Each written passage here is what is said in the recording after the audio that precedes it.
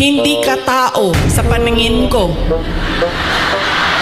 Napaisip ako, pusa o aso? Hindi ka tao sa paningin ko kung hindi ka abogado o doktor. Totoo yan. So, syempre, pag ikaw bata ka, diba? Papasok yan paulit-ulit dyan sa iyo. Hindi nila alam, ng mga magulang ko, nag-apply ako sa University of the Philippines. Sobrang excited ko. Sabi ko sa mga magulang ko, pumasa ako ng UP Diliman yun eh. Pero political science kasi yung kurso, nag-wild, naggalit si PRD. Sabi niya, di ba, sabi mo, simula nung bata ka pa, gusto mo maging doktor? Pre-med ba ang political science? Hindi ka pwede pumasok ng University of the Philippines. Dahil kilala ko ang ugali mo. Anak kita. Alam ko kung anong ugali mo. Sabi niya, marirecruit ka lang ng makabayan, aakyat ka ng bundok, magiging NPA ka. Ikaw ang magiging head ng New People's Army at ikaw ang makakalaban ko pagdating ng panahon. Kaya hindi ka pwede pumasok ng University of the Philippines. So sabi ko sa mama ko, Ma. So sabi ng mama ko, sige na lang, kasi sinabi mo man doktor, so mag-pre-med ka na lang. Nag-pre-med ako. Siyempre, papunta akong doktor, so binilisan ko yon, natapos kaagad ako, and then ito na, mag-medicine na. Sobrang excited.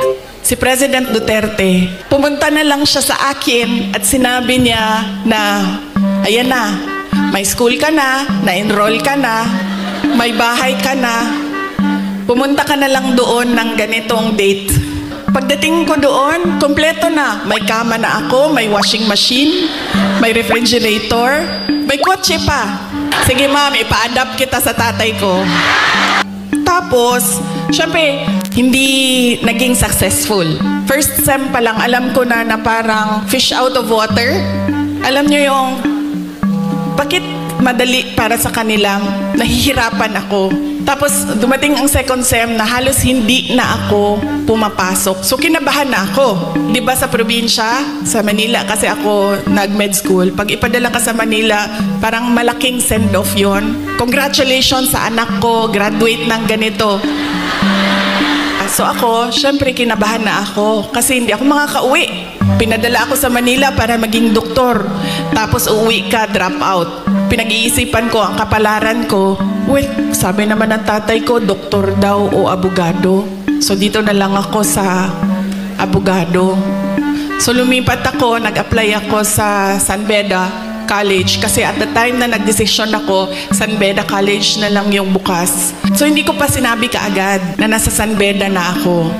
Nalaman na lang nila dahil nagsabi ang driver, hindi na yan siya pumupunta ng Cavite, lagi kaming nandyan sa Menjola. Nung nalaman niya na nasa law school ako, mas excited siya. Nung mga panahon na nag-aaral ako sa law school, may mga panahon na papagalitan din ako na sinasabi niya sa akin, alam mo, kung hindi mo ayusin yung law school mo, magiging kabit ka lang ng politiko. Ganyan yung style niya para idikdik sa'yo na mag-aral ka. Tapos meron pang isang beses na sinabihan niya ako, alam mo, kung hindi ka mag-aral ng mabuti, magiging halaman ka lang dyan sa gilid. Ganyan yung force by which he emphasized into my brain that I need to become a lawyer. Nung pumasa na ako ng bar at nakita niya na mas mataas yung grade ko sa bar exams kesa sa kanya, 5 points ang layo namin. Parang naging tao na ako sa paningin niya. Hindi sa nanay ko dahil ang nanay ko sobrang supportive nun. Kahit maging halaman ako, didiligan ako nun eh.